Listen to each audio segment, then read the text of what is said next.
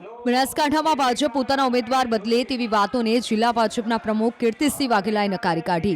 સાથે જ આક્રમક પલટવાર પણ કર્યો. કેટલાક મીડિયા રિપોર્ટ્સ તથા સોશિયલ મીડિયામાં એવા દાવા કરાઈ રહ્યા હતા કે બનાસકાંઠામાં ભાજપ ડોક્ટર રેખાબેન ચૌધરીના બદલે કોઈ બીજા ઉમેદવારને મેદાને ઉતારી શકે છે. જોકે જિલ્લા ભાજપ પ્રમુખે આ તમામ બાબતોની અફવા ગણાવી અને આરોપ લગાવ્યો કે કોંગ્રેસ હાર ભાળી ગઈ હોવાથી આવી પાયાવિહોણી વાતો કરે છે અને ઉમેદવાર બદલવાનું કોંગ્રેસ વિચારી રહી છે.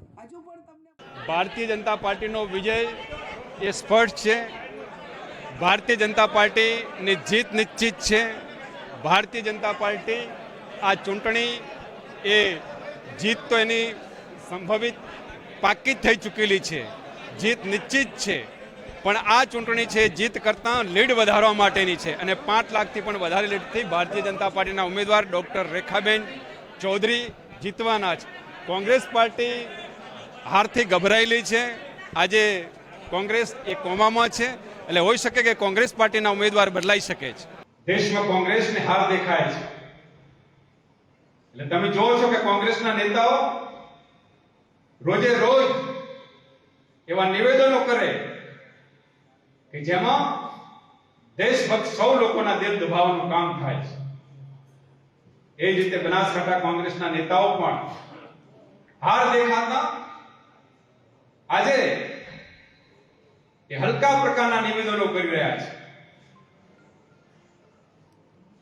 રાજનીતિની અંદર મિત્રો આવો આપણે સૌએ તંદુરસ્ત હરીફાઈ કરવાની હોય લોકતંત્રની અંદર અને વિકાસની રાજનીતિની વાત કરવાની હોય કે તમારી સરકારમાં લોકો માટે શું કર્યું, અમારી સરકારે લોકો માટે શું કર્યું, દેશ માટે શું કર્યું, એનો જાહેરમાં હિસાબ આપણે આપવો જોઈએ.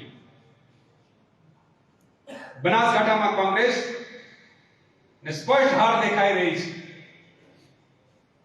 અને દેખાતી હારના કારણે કદાચ કોંગ્રેસ પાર્ટીના ઉમેદવાર પણ બદલાઈ શકે છે. બનાસકાંઠામાં ભાજપ પોતાના ઉમેદવાર બદલે તેવી વાતોને જિલ્લા ભાજપના પ્રમુખ કીર્તિસિંહ વાઘેલાએ નકારી કાઢી. સાથે જ આક્રમક પલટવાર પણ કર્યો. કેટલાક મીડિયા રિપોર્ટ્સ તથા સોશિયલ મીડિયામાં એવા દાવા કરાઈ રહ્યા હતા કે બનાસકાંઠામાં ભાજપ ડોક્ટર રેખાબેન ચૌધરીના બદલે કોઈ બીજા ઉમેદવારને મેદાને ઉતારી શકે છે. જોકે જિલ્લા ભાજપ પ્રમુખે આ તમામ બાબતોની અફવા ગણાવી અને આરોપ લગાવ્યો કે કોંગ્રેસ હાર ભાળી ગઈ હોવાથી આવી પાયાવિહોણી વાતો કરે છે અને ઉમેદવાર બદલવાનું કોંગ્રેસ વિચારી રહી છે. ભારતીય જનતા પાર્ટીનો વિજય એ સ્પષ્ટ છે. ભારતીય જનતા પાર્ટીની જીત નિશ્ચિત છે. ભારતીય જનતા પાર્ટી આ ચૂંટણી એ જીત તો એની સંભવિત પાકી થઈ ચૂકેલી છે, જીત નિશ્ચિત છે. પણ આ ચૂંટણી છે જીત કરતાં લીડ વધારવા માટેની છે અને 5 લાખથી પણ વધારે લીડથી ભારતીય જનતા પાર્ટીના ઉમેદવાર ડૉક્ટર રેખાબેન ચૌધરી જીતવાના છે. કોંગ્રેસ પાર્ટી હારથી ગભરાયેલી છે. આજે કોંગ્રેસ એ કોમામાં છે, એટલે હોઈ શકે કે કોંગ્રેસ પાર્ટીના ઉમેદવાર બદલાઈ શકે છે.